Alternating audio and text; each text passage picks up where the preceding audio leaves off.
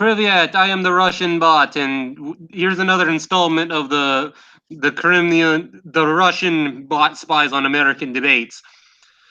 Today I have my co-host HistoryNET. Introduce yourself, Yeah, there. and Brass of the Mister. Hello there, everyone. This is Mr. Brass. Nice to be here. Today, Um, today, comrades, we will be going over, before it's too late, of course. It's been a week now. The recent debate between Aaron Raw, a really aggressive atheist, and Inspiring Philosophy, a Christian apologist. So, what are your guys' thoughts? I got a good laugh out of it here and there, and Aaron Ra basically brought the feels, and he brought the studies because that's a bad thing to do. Bring studies when you're in a debate against Aaron Ra. Right. well, I mean, another funny thing is that he brought in logical positivism, which philosophers have laughed at for almost nearly 100 years. Right. Where it's basically like a scientism cult that he believes in.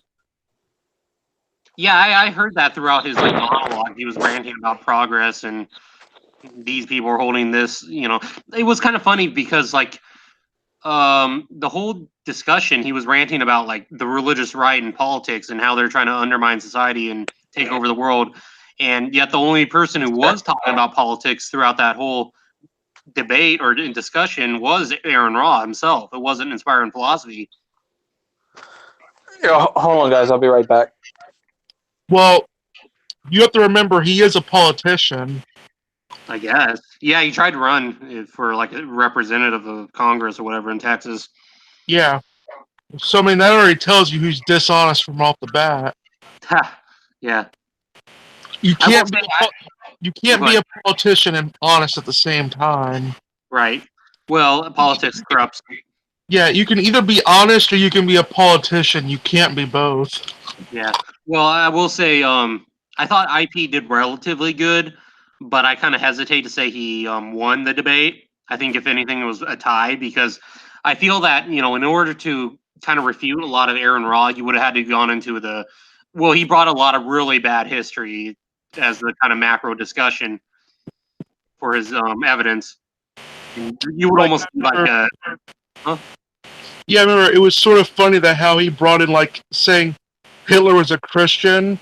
Oh, it was not even 5 seconds into the debate, into Aaron Raw's monologue, we were neck deep in bullshit because within 5 seconds, Aaron Raw was saying that Christianity is, quote, the bloodiest religion. I'm like, whoa, who says that? And what's your evidence? And it was weird.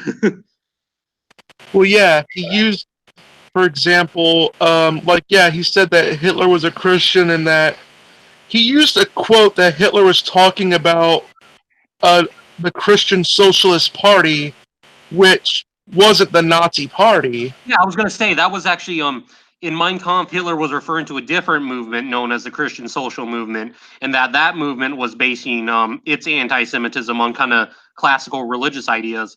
And Hitler was noting the difference between that movement, which was based on religion and anti-Semitism based on religious views, versus his National Socialist movement, which was based on racial knowledge. So Aaron Raw got that totally wrong. Well, yeah, that, and he was secular.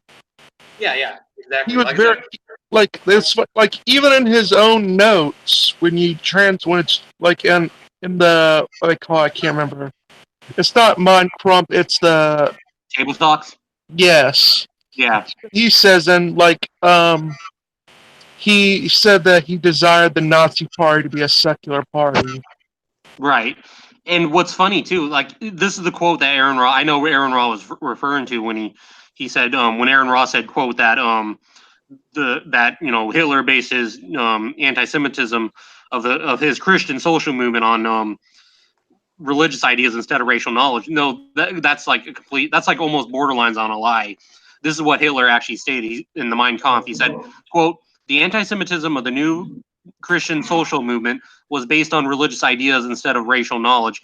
In the context of that, Hitler was saying that the flaws of the Christian social movement was that it was based on religious ideas, which was different from his National Socialist movement. It's stupid that they would say that because if you actually look at in Mein Kampf, you actually find that Hitler explicitly says that the reasons why he hated Jews, he came to hate them. And he mentioned how he felt he hated Jews for nationalist reasons. Well, Yeah, and same racial with nationalism too, not even same, just like because many nationalist movements in the 19th century were actually really liberal, but the racial nationalism that emerged was largely due to scientific racism. Yeah, I mean, and he was like a German national. Like that was why he hated them, because he felt that he was ruining Germany and the economy, Yeah. and they were taking over all the media. And And, also he felt that the whole kind of classical religious anti-Semitism was actually even worse because that gave Jews a way out to convert to Christianity and to integrate into German society. He thought that was the worst idea ever. also, if he was such a devout Christian or Catholic, then why did he ally with Mussolini, who was a staunch atheist and tried to bring back the Roman Empire, which was Jesus' actual killer? I mean, he also like. I will note this though, that it's not like I mean, Hitler was also, you could say, sort of a product of his time as well when it comes to the anti-Semitism. Because if you actually know back, Germany has had. There's actually a big study on this. The There's actually a correlation between the sites that were the most deadliest for the Jews, where the Nazis rounded them up the most, and the ones that happened to be the most targeted places for Jews in during the Great Plague. Germany, yeah. So I mean, and let's note this: there's a 600-year gap between the Black Plague and Nazi Germany. Well, I was going to say the And flagellants. there's the Black Plague and the Spanish Inquisition as well. Well, but the flagellants, which was a heretical movement that had, they went around. The reason why they call themselves the flagellants was because they flogged themselves as the plague was going around, and they would attack Jewish communities. And also, not to mention, Emil Lenigan was during the I want to say, was it the First Crusade?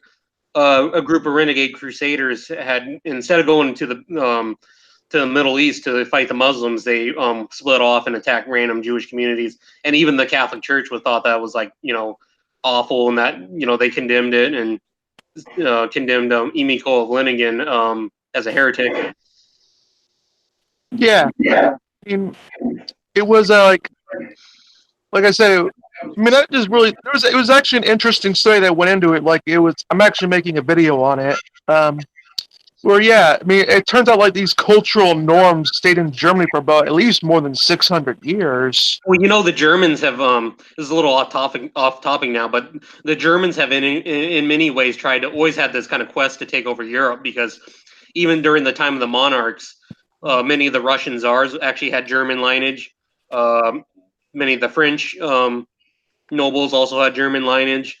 Many of the Austrian and Hungarian also had German lineage. So Germany tried, in a sense, to conquer Europe by, interbreeding with the elites of different countries and control Europe that way. This was, we're kind of going out in the weeds here. Yeah. But anyway, it is related to something that Aron said, though. well, yeah, you would. Another thing that Aron totally ignores is the Kirchenkampf, which was the Nazi religious anti-church campaign to eradicate Christianity within the Third Reich. Or the fact that he pretty much put a gun to the Pope's head and told him to, in order to get the Pope to bow down to his will. Like, well, there was also a campaign to kidnap the Pope too. That was there's actually a book called A Secret Mission, and Karl Wolff, who was the SS general, was commissioned to kidnap the Pope and bring him back to Germany. And the two factions, Heinrich Himmler wanted to execute the Pope immediately to celebrate a new soccer field, but Hitler wanted to use the Pope as a way to kind of as a leverage tool over the Western Allies. That's lovely. Yeah, exactly. But yeah, although it's funny is nowadays, if someone like Hitler tried that, people would be praising him for getting the Pope. Yeah, it was a little different in the 40s. In the early 40s, the reason why it was actually called off was because Karl Wolff feared that if he actually went through with the with the SS campaign to kidnap the Pope, it would cause uprisings, especially in Poland. They would now. Everyone would love it. Yeah. I mean, especially with the recent scandals. well, yeah. Yeah, but I'm trying to think of another thing he brought up. I believe he brought up the Inquisition. Yeah. Oh yeah. That was. And You know what? Go ahead, Brass, and I'll go into what I said. well, yeah. I mean, what people always forget is that the Inquisitions were actually a result of trying to stop Jews from getting persecuted. That's Like, true. I mean, Oh, go ahead. that was initially the point. Now, did it get out of hand later on? Yeah, but it was still like it was considered a way of lessening the amount of Jews that would get hurt.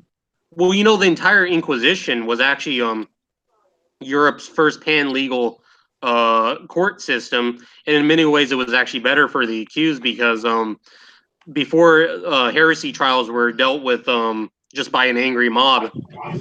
Well, yeah, I mean that's always a good way of selling things. Anti-theists are so bad at history. They take that segment from Mel Brooks' History of the World Part 1 as a historical fact. Oh wow, really? Huh. That Spanish Inquisition scene where the musical and executing Muslims and Jews in carnival-like style.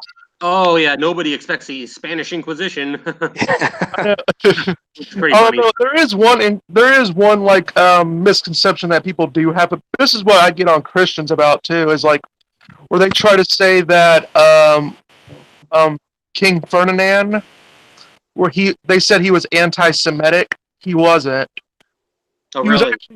He was actually more tolerant of the Jews than people would give him credit for, which is funny considering the fact that he was the one that tried excelling, like he exiled the Jews from the lands. Yeah. Like, although, like, here's what the thing though, he made it very explicitly clear in all the writings that he wasn't doing that because they were Jews. Right. Well, you know what I wrote? I wrote a really lengthy comment in the comment section of I've seen it. Yeah, you saw my comment. It was in the comment section of the Bible and Beer Consortium. And like, okay, number 2 is what I wrote. I wrote like a list of like just bullshit history that Aron spouted out, and I didn't even get into all of it or put in all the details on the topics I had written about. But on number 2, I had written this. Like, okay, this is what I said. The Spanish Inquisition killed an estimated 3,000 to 5,000 people from the late 1400s to the early 1800s out of the then Spanish population of 5 million. In contrast, the anti-religious militant atheist campaign to violently expunge Buddhism from Mongolia under the Choibasan regime in the 1930s resulted in an estimated... Oh, sorry. Okay, I'll continue. It resulted in an estimated 30 to 35,000 deaths, the vast majority of which were Buddhist lamas, not counting the ordinary devout Buddhist Lamaist laity either. And that was out of the then Mongolian population of 800,000. And I post a link to a documentary I had posted from the BBC, from the British Broadcasting Corporation on the... You don't hear that as much. Yeah, you don't. Well, that's why I wrote it down, because some people like Ben Green, I know... I get into a lot of quarrels with him if he's listening. Yeah, well, if he's listening, he gets a little tired of me ranting about the French Revolution, which I wrote in the comment, but I was like trying to, bring up other stuff too. Ben Green. But anyway, that's what I wrote on the Spanish Inquisition. Yeah, the Inquisition was definitely bad. I mean, but yeah, but anti-theists and inherit their bad history from Protestant bad history. Yeah, I was going to say it was recycled from the Protestant fanatics, and you'll even see a lot of the old bad history. Its origins from like Jack Chick tracks.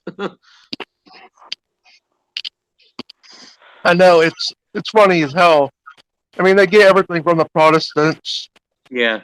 And also, that was another thing too. That was another thing. Aron Ra repeated some that's like you'll see in Protestant fundamentalist writings, which is that Constantine outlawed paganism and all the other Christian denominations. It was actually Theodosius. Yeah, Theodosius was the one that had to be a dick and ruin it for everybody. Yeah. Like Christianity would have inevitably taken become dominant in the Roman Empire. But he just had to begin Christianity's role in history as the bad guy. Well, according to Rodney Stark, by the time Theodosius took power in the Roman Empire, Christianity had 40% of the population. Yeah, and even as Bart Ehrman proposed it was inevitably gonna take the empire by storm anyway. Yeah, because people were looking to a new faith system because of all the chaos that was going around. Yeah, and they've already lost the faith in the old gods by then. Yeah, and the empire was already collapsing. Yeah, strange fun fact though is that some civilizations haven't lasted as long as Rome fell. What do you mean? Like the Roman Empire took several centuries to fall. Most empires, the Byzantine Empire took several centuries to fall. Yeah. The British Empire took several centuries to fall. The French and the Ottomans. Mm-hmm. It'll only take a couple centuries for the United States to fall too. Yeah. And that's kind of another thing too. I mean, I heard the average life expectancy of a civilization was like 350 years, give or take a few decades. That's lovely. Yeah. Yeah. I mean, well, we only got 250 or something so far. The fall of America began when the 90s ended. Yeah. That's going to be so, and what's going to happen is Sharia law is going to be instituted on a national-wide level. Oh, according to the left, Christian Sharia law is already being practiced in the South. That's lovely. Yeah. It's just ridiculous. A lot of things where he talked about. I remember with IP. I remember the one thing I'm glad I actually convinced him. I brought up to him about the oldest quotation that I could find of the whole faith is belief without evidence. Where this is undoubtedly probably the source of where it all comes from. It comes from. Get it? It comes from a satire dictionary. Really? Dictionary. Huh. It was written in the it was written by a Civil War soldier. That's what I think. That's what IP said too. Yeah, and Aaron Rod just refused to see it another way. He's like, every Christian I've ever talked to tells me I'm misdefining faith. Gee, maybe you should listen to them. Well, I mean, it's like being a young Earth creationist and saying, well, every time I talk to someone, they tell me I'm misdefining evolution. Maybe you should consider that they're right. It was faith. Even when IP corrected him, Aaron Rod just kept doubling down, saying, "No, faith is belief without evidence. It's a belief without evidence. It's belief without evidence." That was ridiculous. It was like a robot. He has the whole faith is belief without evidence is like a Tourette's twitch to atheists. I know, it's like you can't. So many of them, not all, but. You ever notice that Iron Raw and Dark Matter and them are walking incarnations of just about the comment sections you read in just about every atheist YouTube video? A lot of them, yeah. I've literally said that Aron Ra is the physical embodiment of both a Klingon, a biker, and the atheist YouTube comment section. Yeah, he looked just like Attila the Hun in that debate. Well, let's not bash him for his looks, but yeah, he does that on himself already. Oh, really? yeah, we shouldn't assault Attila like that. Oh, yeah, true. Or Dracula. Attila founded what is now Hungary in a sense. Well, Attila at the very least he stood up for his beliefs. Yeah, and he went out of his way not to offend the Christian God. Yeah. While he was killing religious people. Well, that's kind of funny because, I personally believe that the Mongols actually kind of perfected the most perfect kind of oppression you could ever imagine. Because unlike the regimes of the 20th century, they never targeted specific institutions in the intelligentsia or a religion or a specific religion. They just targeted everyone. The Mongols did. But they were just as brutal as the Nazis and the communists. Oh yeah, they were, but but the Nazis' mistake was that they, I know some atheists dispute this. The Nazis attacked an institution, like the churches, for example, which are a major symbol to the occupied peoples, like in Poland, especially in Poland. Yeah, we've gone out in the weeds again. That's okay. Another thing too that annoyed me about Aron Ra is that he brought up circumcision, which is not even common in Christian practices, at least most mainstream Christian practices. No, it wasn't until recently that Christians started doing it, but It was mainly a Jewish and Muslim practice. Am I right? yeah. Yeah. So I thought that was really weird. And not even really Muslim if you really go into the scriptures on that. Okay. Yeah. Even Muslims like they don't make it a requirement. It's just more like because Muhammad in the scriptures, he really just said he was more just noting that people did it. He didn't say nothing good or bad about it. He just said people were doing it. Yeah. Oh, go ahead. So I mean, and Muhammad only said that it should only be done if it's shown not to hurt anyone. Really, Right. I mean, it's not a requirement. There's for Muslims to do it, but it's only really the Jewish people that circumcision is really a requirement. Yeah, and I thought that was weird that he just brought that up randomly. Well, yeah, I mean, circumcision is what's the word? Oh yeah, it's the covenant of Abraham and God, and Christians believe that covenant has been abrogated.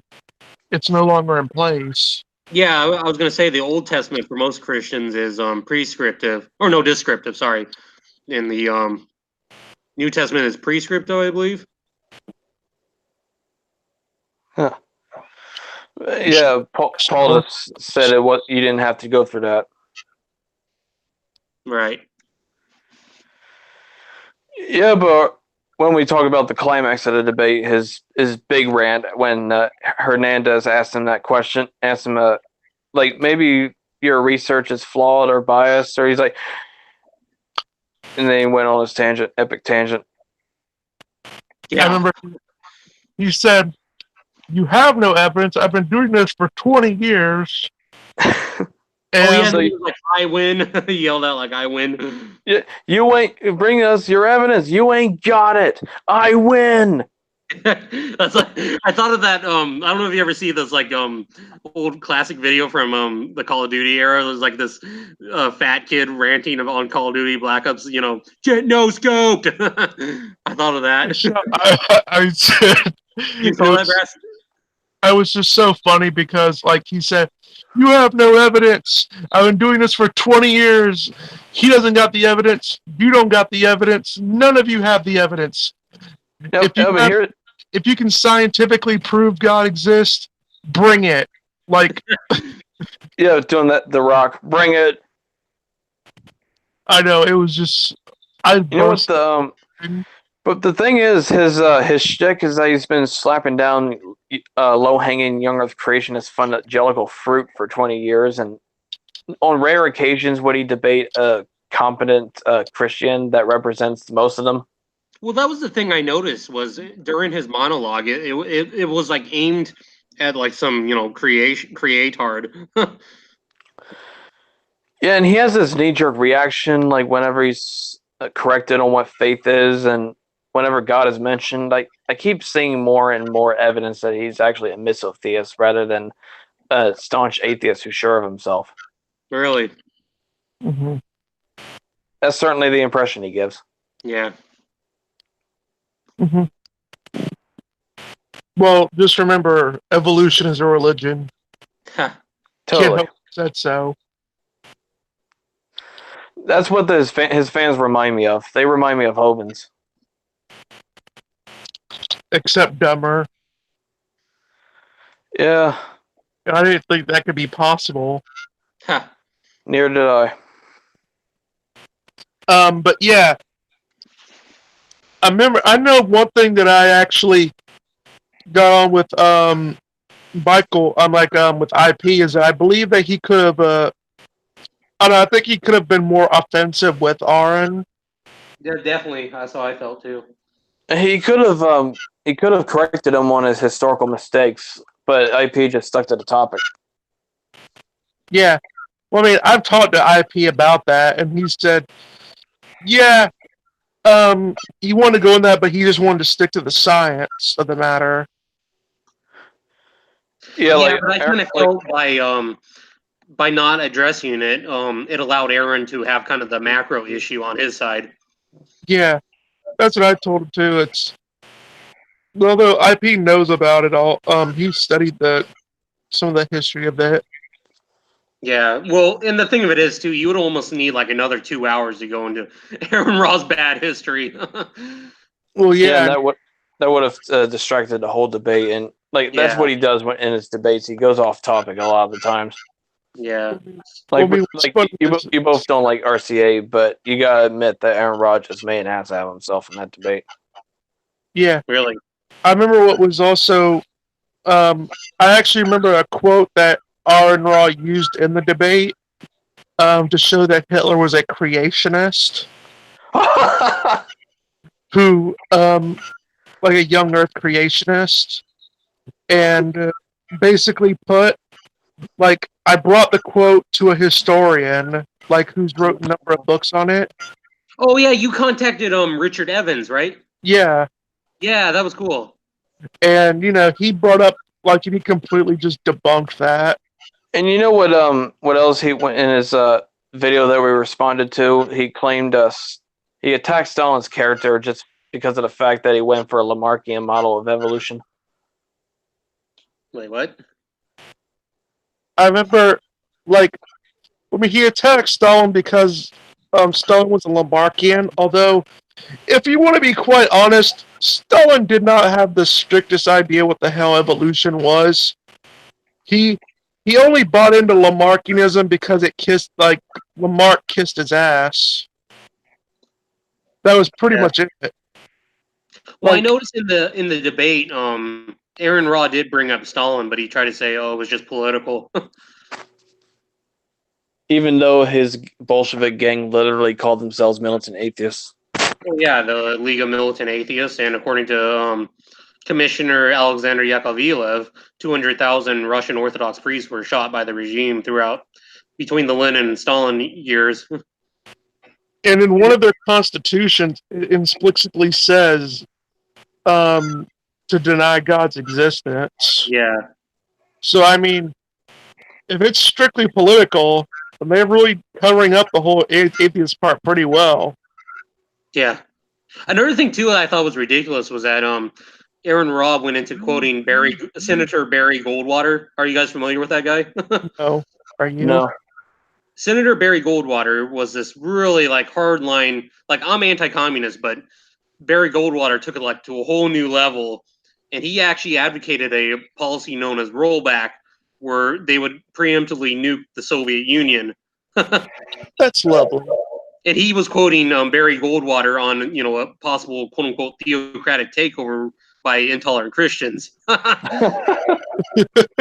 that's why I was like, I wrote like, okay, so I should be taking advice from about a theocratic takeover by intolerant Christians from a guy who advocated the brilliant policy of rollback and the use of nukes on every conflict of the Cold War.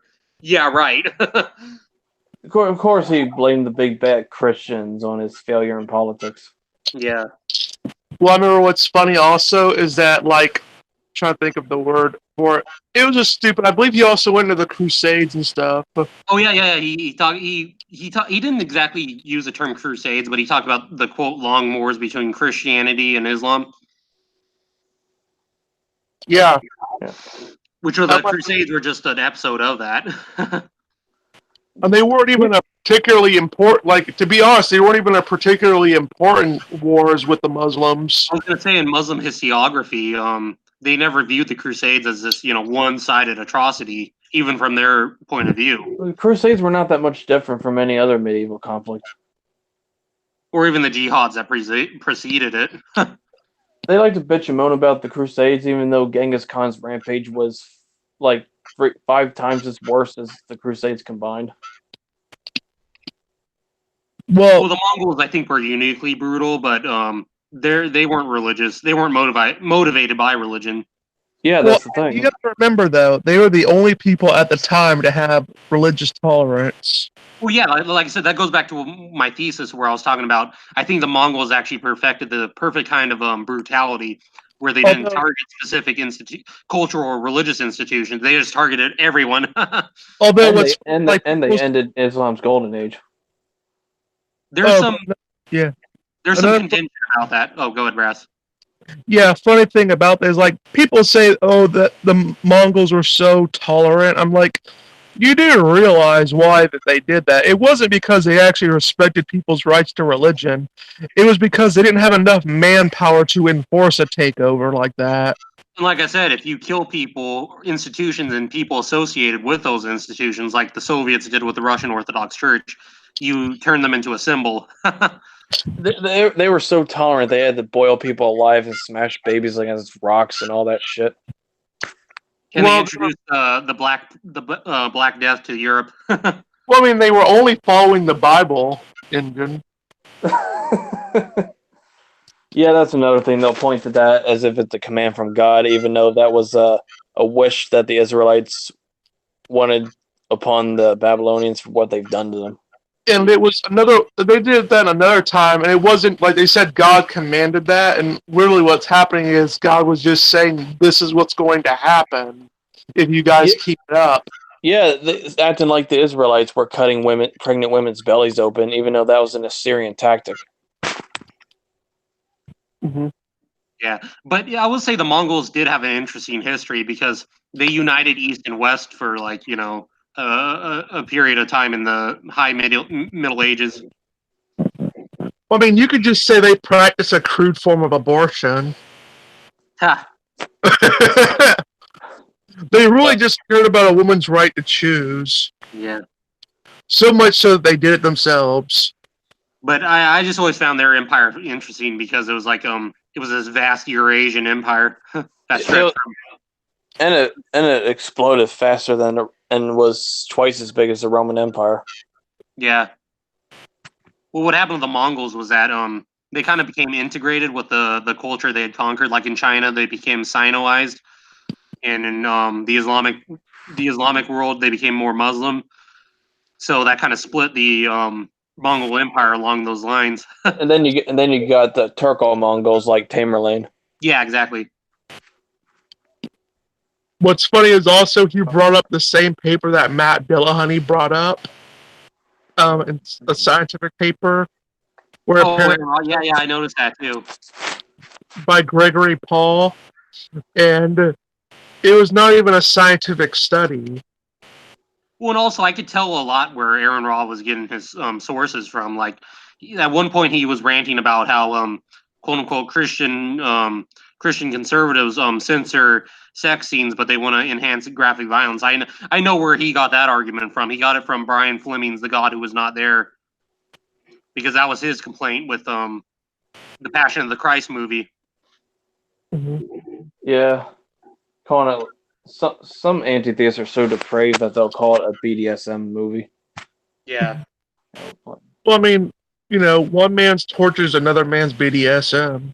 But if you look at opinion polls, you will find that more. I guess I hate to use the term fundamentalists, but more committed Christians, quote unquote, they are consistent in the sense that they do oppose graphic violence, but they also do oppose excessive sex scenes too. Mm-hmm.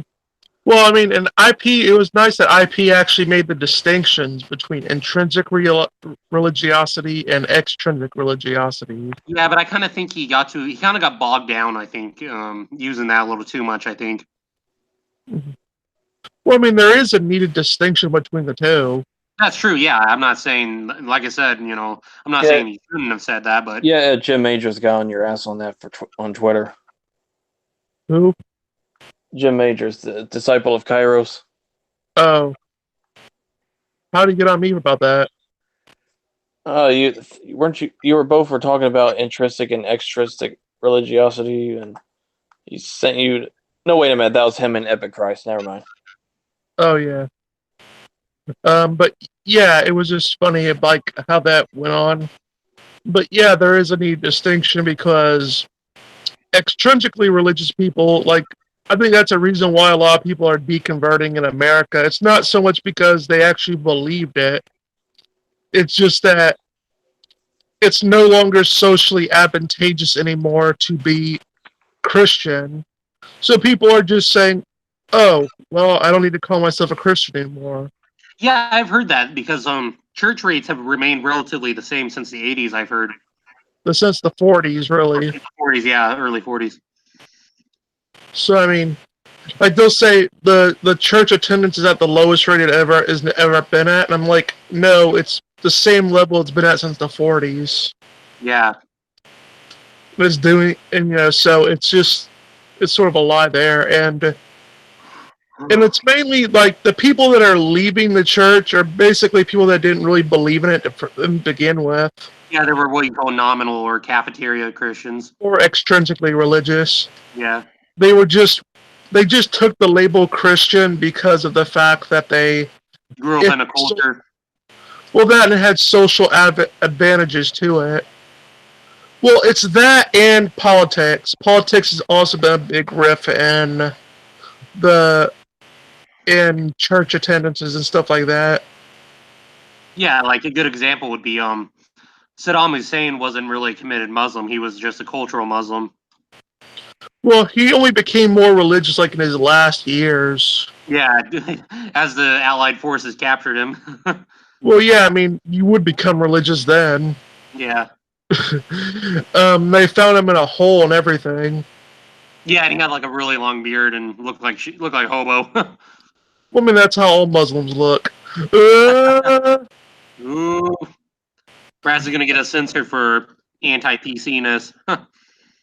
But yeah, that was my sort of thing with like IP where, I mean, I think he could have focused more on the history, although I do think that would have took longer to go through. I mean, it's sort of like the problem with Hovind. They spout out BS so much that it would take longer to just go over how To wrong address they the are and bullshit, everything yeah. than it is you have time to actually go over your argument. Yeah, exactly. That's part of Aaron Ross' shtick is his Gish Gallops.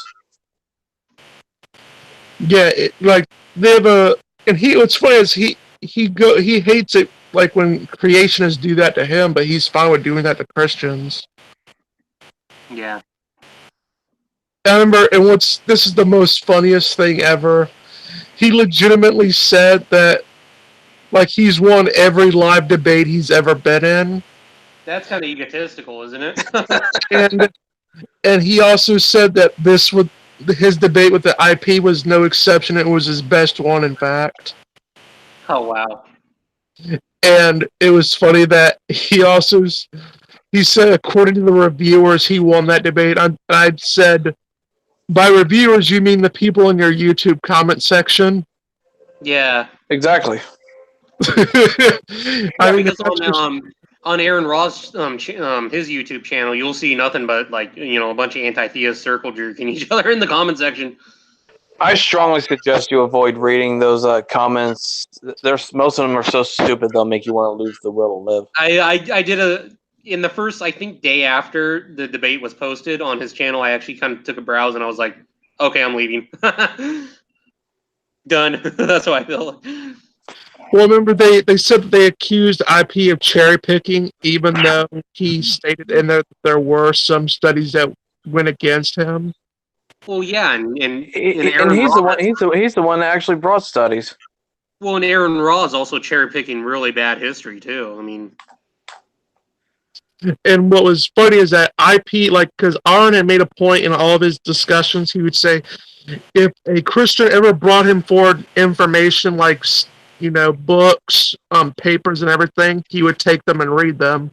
Well, IP actually had a book, like a stack of information, like the scientific studies and a book, and he tried like twice to give it to Aaron Ra, and Aaron Ra looked at it for like 10 minutes and just left it there.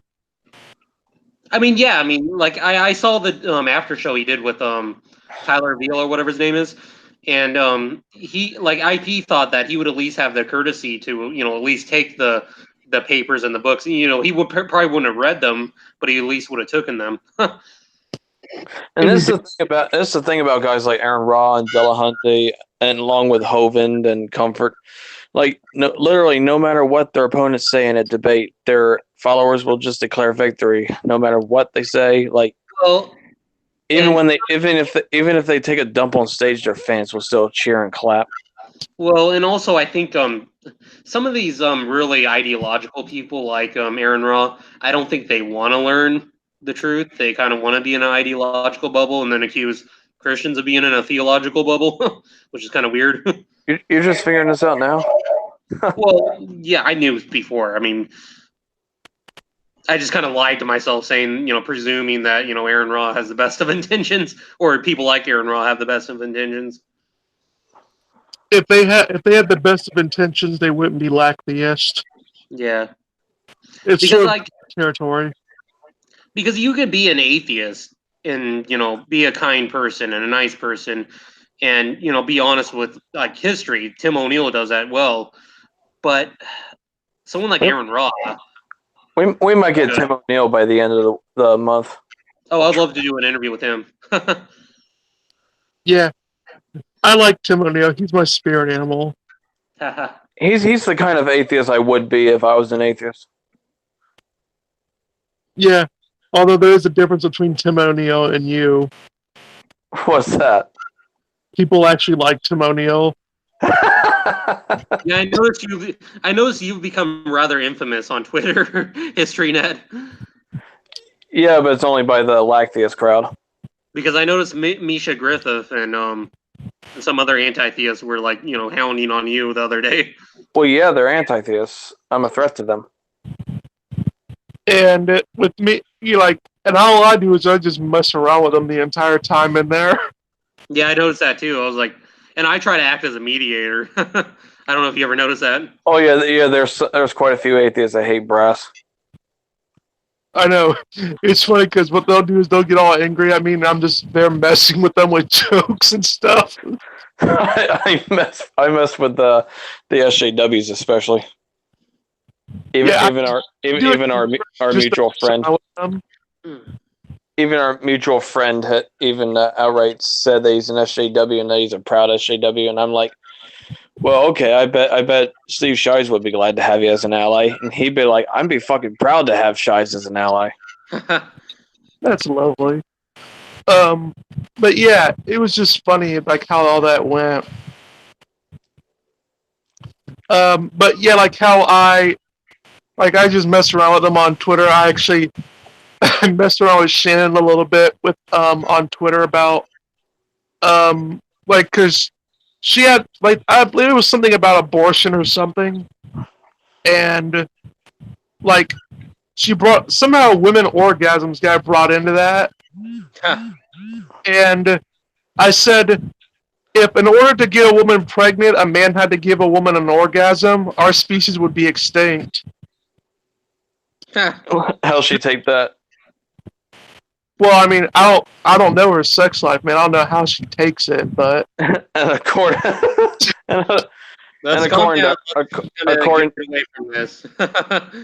to her, you're a low integrity asshole. Well, I am. I never denied that. Did she say that jokingly or serious? I think she was serious about it, but yeah, I just literally on my Twitter, I'm called the Brass Troller. So I mean, it's like people know me ahead of time. But yeah, but with IP and everything, it was funny because Aron, I remember what's funny, Aron, IP said that Aron was a nice guy after the debate, and they actually got to sat down and drink a beer and stuff. I don't really. I guess he might be personable in real life, but when you bring up God, he just comes off as a misotheist who definitely doesn't want there to be a God. Well, yeah, I mean, Yeah. like I remember he was saying about how he said IP strawmanned him by saying that, like accusing him, like he said that IP accused him of ever saying that, that religion makes people stupid, even though like when you listen to Aron talk, I mean, even though he may not imply that, it's like ultimately when you logically follow his conclusions to like when you follow what he's saying to their natural conclusions, that's what they mean. I was gonna say it's like kind of a lot of the white, what is it, the alt-right people who talk about race and IQ. I'm not saying black people are stupid, but they have the lowest IQ. Like, okay, So- you're saying they're stupid. And even fucking dark matter will harp on that atheists have higher IQs when IQ just happens to be depend on how fast you can learn. But Well, there's different kinds of intelligence too. I mean, Jared Diamond did this when he went to Papua New Guinea. And like whenever whenever an anti-theist brings up that atheists have higher IQs, I just remind them that you're not one of them. Yeah, exactly. Well, I mean, I always bring up this way is like, yeah, but because of the population difference between atheist and theist, I said you are more likely in your lifetime to run into plenty of high IQ theists, but not one atheist who has an high IQ. True, yeah. Statistically speaking. Yeah. So I mean, that's one of them. So yeah, and a lot of people don't figure like the new atheist movement when they talk about IQs, they're essentially making the same flawed arguments that white supremacists make about white people being the most intelligent because supposedly. And Nazis will say to use similar studies to say all kinds of things about Jews. Yeah. Well, theirs was really racially ideological. Jews have the highest IQs though. Technically, yeah. Yeah, I heard about that. Well, I mean, yeah, Jews technically have the highest IQs ever, and I mean, it makes sense. That's why Germans hated them. Well, They also hated them because they felt they were ruining their economy. Well, yeah, and that they were taking over. Like they believed Jews were in control of everything, sort of like how the alt-right does now. I was going to say similar to how the hard left sees the Christian right. Yeah, I was going to say like a lot of Hitler believed that like the Jews controlled ultra capitalism and they staged the Bolshevik Revolution in Russia. But I remember what was funny is like, trying to think. There was another point I can't remember exact. I know he brought up, oh yeah, how in Christianity you'll be killed for your thought. I mean, you'll be punished for your thoughts. Oh yeah, not really. It's what you do with it, not your thoughts. Well, like he believes like he said Christianity is evil because you go to hell not for what you do, but for like what you believe and what you think. Citation needed. I know. It's like even when Jesus himself said that not all who say to me, Lord, Lord, will see heaven, and he who lives by the sword will die by the sword. Yeah, and I remember they kept bringing up with IP that they said he was committing a no true Scotsman's fallacy. Most who bring that accusation don't even know what the fallacy even is. Yeah, I could claim to be the Queen of England, and they could like, wait a minute, you're not that. I'm like, yeah, and just like many self-proclaimed Christians aren't really Christians in practice, they just say they are. Just saying it doesn't make it so. Otherwise, you'll have to grant that I'm the Queen of England. Because I said so. I mean, if Osama bin Laden said that he was a true American patriot, do you really think that would get any praise outside of a laugh? Yeah, exactly. I mean, like, it's just stupid with a lot of things. Oh yeah, I believe he tried to blame 9/11 entirely on Islam and religion, something like that. Who did? Aron. Really? In the debate? I didn't hear that. I'm not sure. I think he may have or may not have. Or I know he said that Christianity was more violent than Islam, and I know that's bullshit from the Oh, start okay. because Yeah, according to the Encyclopedia of World Religions, all religions all non-Islamic religions accounted for 3% of all conflicts. Islam accounted for 4%, combined was 7% for all religions, but non-religious it was 93%. So we know that's bullshit from the start. yeah, I remember it was so funny is that that's just how they always pan it out with they. It always goes back to the bad history and a lot of the philosophical assumptions that they make. Like Aron, even though he hates the term, he is the term like a positivist, Oh yeah, where he believes science is like the only way you can know things. yeah. Although what's funny is he doesn't know that based on science. Well, and this is kind of a problem I have with a lot of the scientism people is that it gives them kind of a false impression that they're rational and reasonable, and they don't need it, to look at. It creates an ideology in a sense. Well, I mean, funny enough, ideology was completely like an atheist thing. Oh Where, yeah, I think you mentioned that before. yeah, I mean, it was invented by the term ideology was invented by an agnostic and used to be a counter to theology. you I know, was gonna Steve say Steve secularized. Steve McRae's not going to like this, but agnosticism was originally meant ignoramus in the Attic Greek. Oh really? Well, I mean, it is true. Like they probably wouldn't mind that because they say they don't know.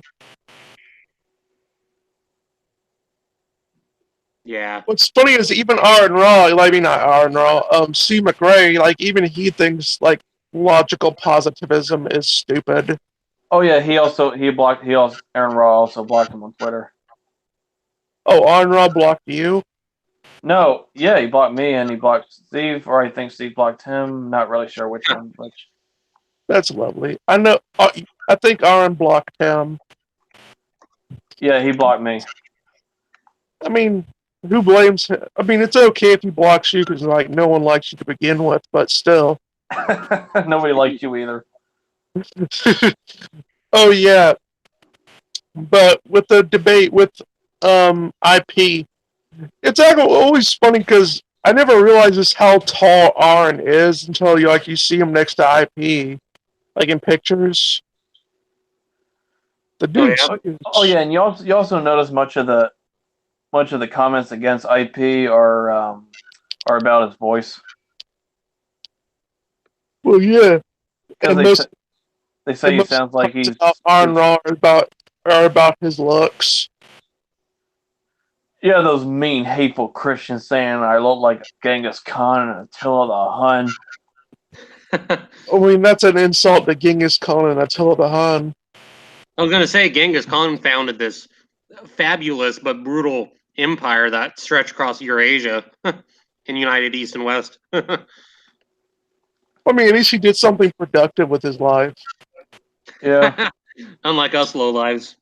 Oh, All there right. was another thing. Oh, what? Oh yeah, you go. I was gonna say, Aaron Raw also brought up Christianity and the founding fathers, or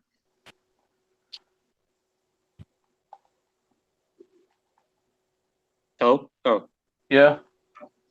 I was gonna say like Aaron totally gets his he gets really bad history wrong when it talks about the American framers and Christianity because they established separation of church and state not because they were hostile to religion, but because they valued true religious freedom. And the model in England had been, one dominant church, the Anglican Church. Yeah, we got in a scuffle with anti-theists about that the other day. I know. Yeah, Like they're completely unaware that the French Revolution is more closer to them than the American one. yeah, they got to write that out, rewrite a little history there. Yeah, I mean, I mean, it's funny because like even the atheists then tried to like establish a church of reason, which Cult de la reason. Yeah. Yeah, raison. Cult de la raison. yeah, and that's all atheists now are about. It's the cult of reason. Yeah. They always bring up the Enlightenment, and I'm making a series on that. Good. And Like the Renaissance was a much better time than the Enlightenment. Like Enlightenment's just way overrated. well, I mean, well, here's what's funny about the Enlightenment. Like they make it say like it was such this bloodless time period. I'm like, you do realize a lot of the animal exploitation, the justification for that, along with the justification for the persecution of black people and everything, came And from Enlightenment.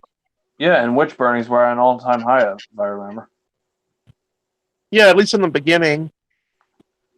Well, and also, the British Enlightenment thinkers tended to be more pro-religion, like John Locke. And Voltaire was he was anti-clerical, but he very much believed in God. Well, he said that if God didn't exist, it would be necessary to invent him. Well, I guess that's true either way. Which is kind of funny. Well, yeah.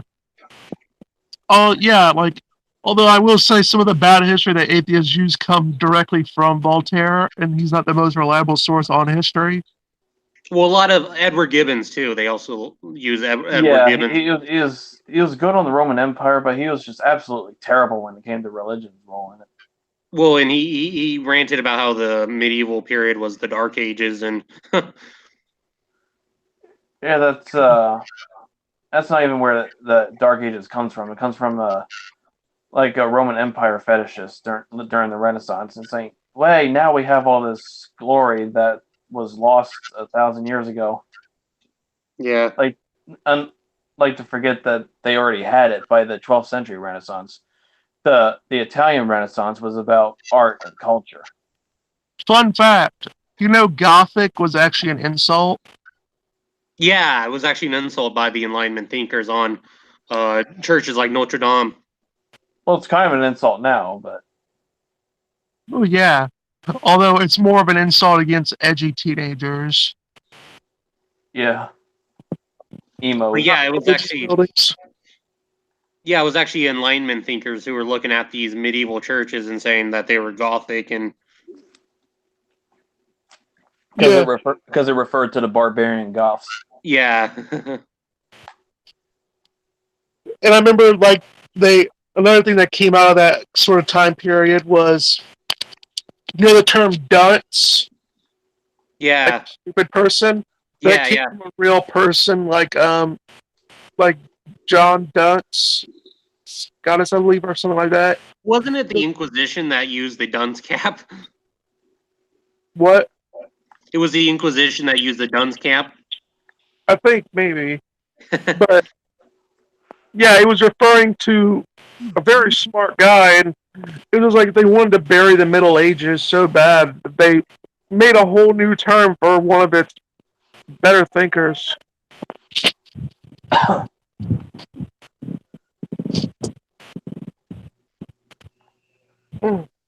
Another thing too, Aaron Raw talked about was slavery. Uh-huh. Yeah, go ahead. They love slavery. Yeah. What are you guys' opinion on Aaron Raw bringing that up and its historical relationship to Christianity? Well, he's wrong as usual, but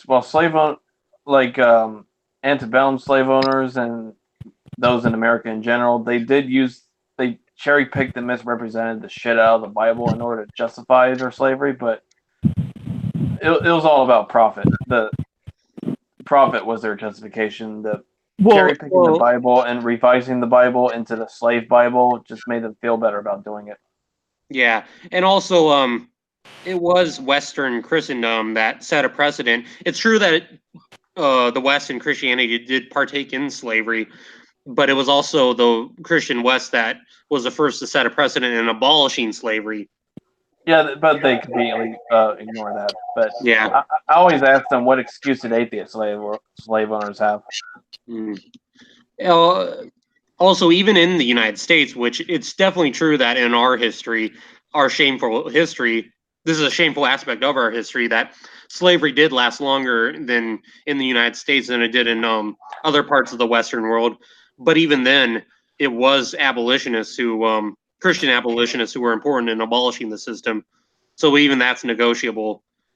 The radical Republicans, who, for example, who administrated the South in the postbellum period of the Reconstruction era, they were devoutly radical Christian abolitionists. Yeah, very much. As was John C. Brown. He was an evangelical abolitionist, and he raided slave owners. The Bible wasn't even the only justification for slavery. There was also the that pseudoscience, which was considered a science of the day, was pharaohology. Scientific racism. Yeah, pharaohology. Yeah. Well, that, and also a lot of people justified slavery on the grounds that it was the humanitarian thing to do. Oh, I was going to say, John C. Calhoun and Robert E. Lee, they believe that slavery was actually endearing to the black community. Yeah, they believed that the black community would never be able to adapt to society, so it was better to have them as slaves so they could be taken care of. You will still see that argument spouted around in many alt-right circles. That's lovely. Yeah. I mean, that's always funny. It's like, have you ever realized the most brutal dictators are the people that believe that they know what's best for everyone?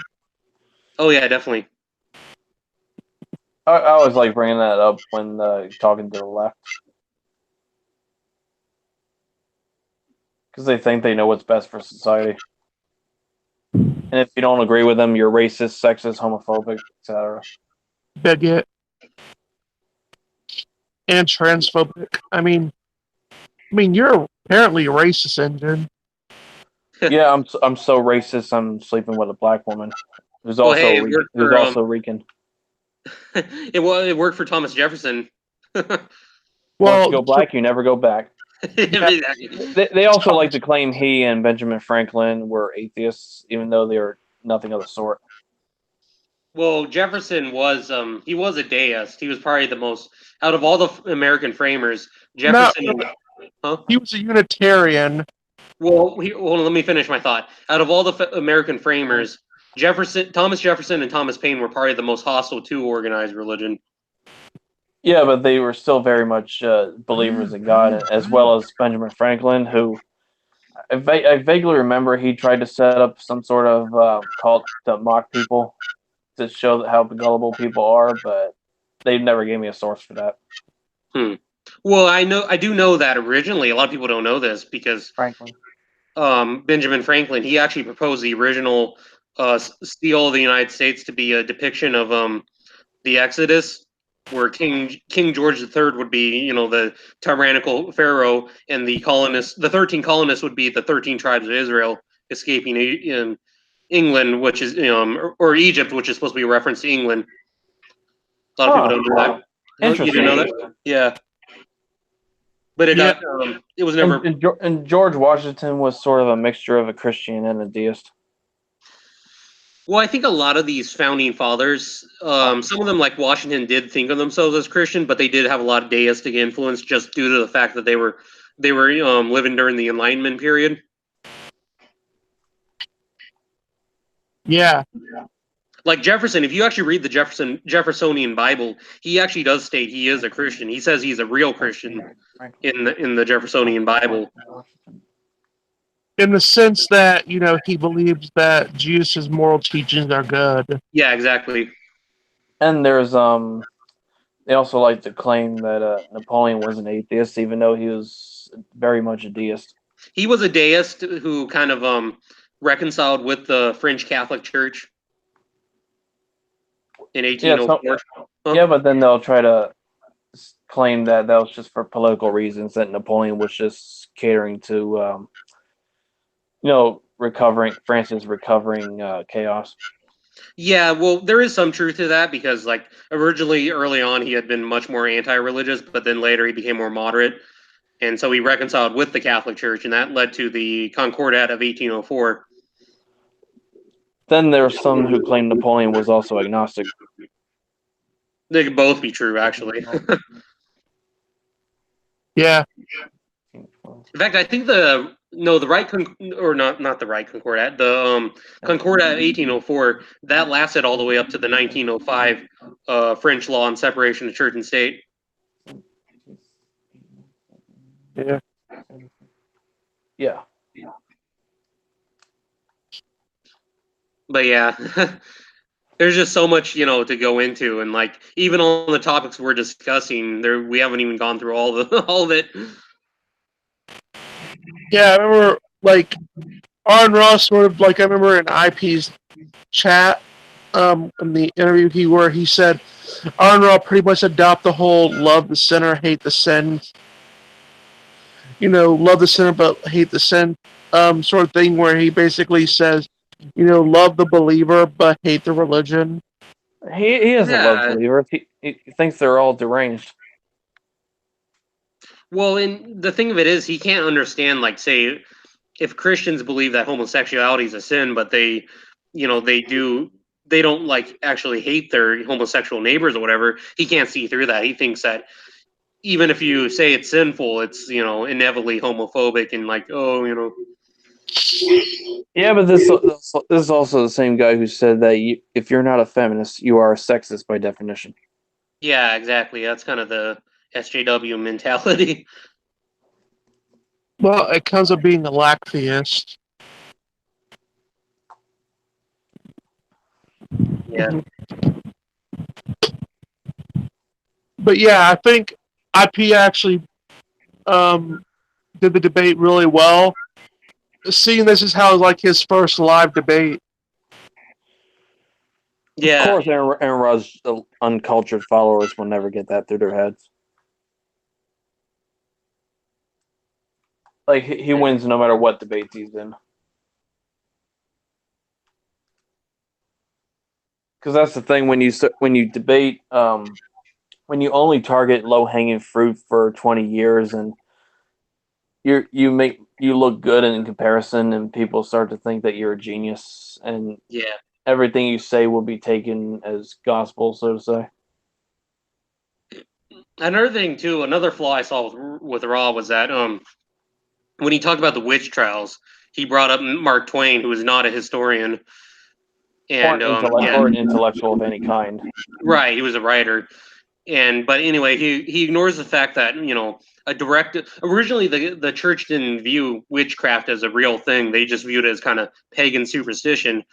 But a directive from the Lombard Code from the Catholic Church stated this on witches, quote, "Let nobody presume to kill a foreign serving maid or a female servant as a witch, for it is not possible nor ought to be believed by the Christian mind."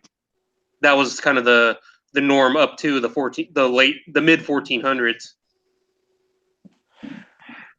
You know what the sad thing is? They'll bring up all these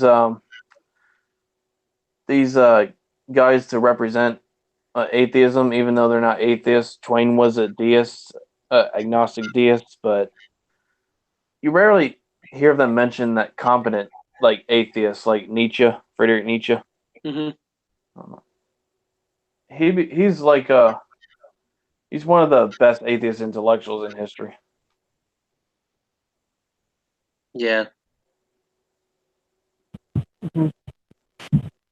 Yeah. Hey, I'm gonna go eat dinner real quick. I'm gonna go eat dinner. Are we done here? Because like, I think we discussed everything really. Yeah, because like overall, my feeling is that like I said, I hesitate to say that IP won the debate, but I do think he did a good job. Well, of course he won.